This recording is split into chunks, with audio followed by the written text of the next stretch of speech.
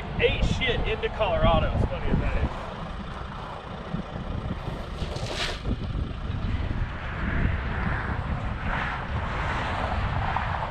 Hey guys, it is Monday, May the 17th, and I am currently driving through Wyoming. We woke up in Salt Lake City this morning, slept at a Cracker Barrel, and had a pretty hectic morning actually. I had to go get tires for the van because you remember the flat in Salt Flats. There was no tire stores open, blah, blah, blah. Long story short, I had to go do that this morning. Everybody had to take their showers. We had not had one in a day or two. We needed to wash the vans because it was salt all over them from the Salt Flats. Groceries, various things.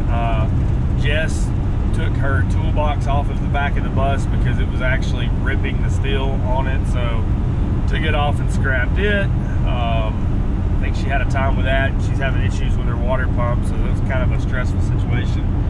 And then when we finally got on the road to leave, I had something crazy happen to the van. I'm still not positive. I may be losing the rear end in the van, but it did. The traction light came on like it was losing traction, and it felt like it was losing power, but the engine was not losing power. The RPMs were still at the right level, and it felt like everything felt fine in the engine. I think it was the rear end slipped for a second, so pulled over, worried about that, and then I was like, well, you know what, if it goes out, I'll just deal with it whenever it goes out, instead of holding everybody up and going back down to Salt Lake and getting a mechanic to look at it and all that. So yeah, we're driving towards Teton National Park. We were supposed to actually get to look at Teton National Park today, drive through it and see it and that whole deal, but that's the thing with the road life, especially when you have a large caravan. We try to make a rough estimate of where we're going to be and when, but we don't make solid plans because it's so easy for plans to get busted. That causes super stressful situations, and there's no reason for us to be stressed when we've got nowhere to be. So that being said, let me finish driving through Wyoming. Here's what my view looks like for those of you who are like, I don't really want to see your face anymore. I want to see what you're looking at. This is where I'm at. So, alright, well, I'm gonna drive for another, I think it's 2 hours, 2.5 hours, to some spot that Jess has found, either on the Overlander or somewhere she stayed before, or I don't know, somewhere. They've got a place figured out that the buses are good at. So that being said, I'll see you guys somewhere further on down the road. So we're gonna give you guys an update. We stopped in the middle of the road, put the camera on a tripod, and got this one wheel clip.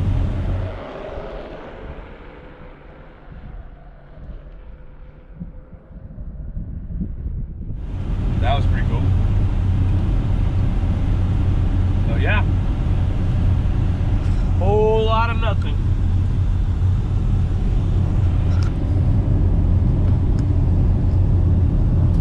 Oh well, you know what I'm saying? I don't know what I'm saying. I see snow way off in the distance over there. Y'all care about that or not? Probably not. Cool. Check out my shirt. Painted Buffalo. Art by Liam. Little Liam that we were, you know, swimming through the Narrows and riding bikes in the Salt Flats. All that good stuff. He's the one that made this shirt. Or drew this shirt. Painted this shirt, however you want to say it. This is his design.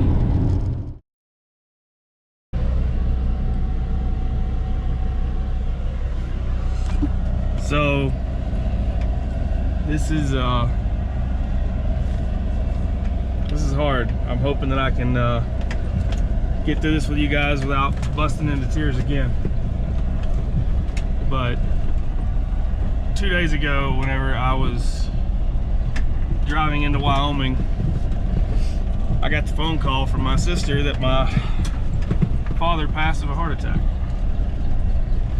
I have spent the past 2 days with the Road family crying and dealing with the news that, I mean, ultimately I knew it was coming, but it was still in 10 miles, turn right onto North Cache Street. Dear Jesus, it was loud.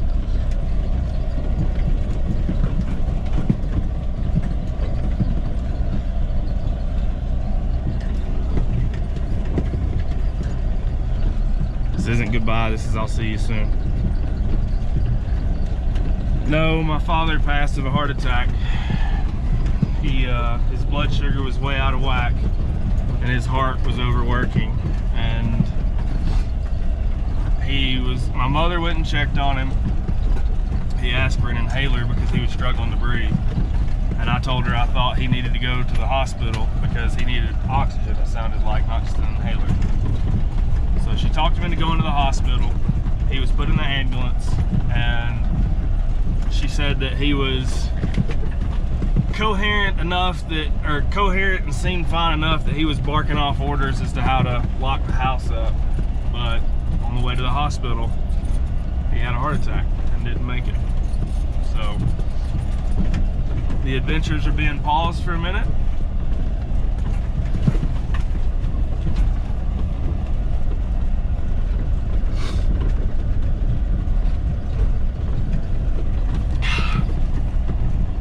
Going home to say bye to Dad.